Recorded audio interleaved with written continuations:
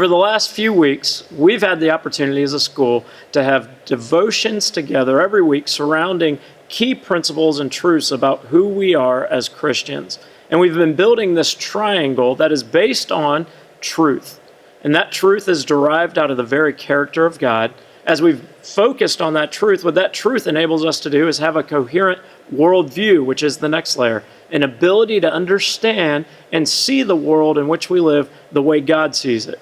And it's through that worldview that leads to the next layer, which is an understanding of our own identity.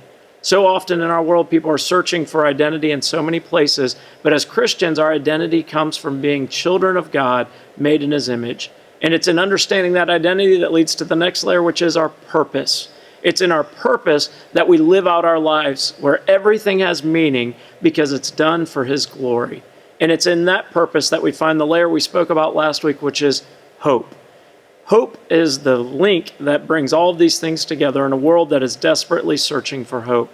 And this week, we're going to look briefly at the idea of faith. Faith is the glue that brings all of these together as far as how we walk through each day.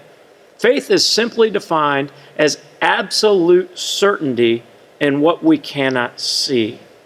In a world in which we define so much by what we see, we need faith to trust in the things that are unseen.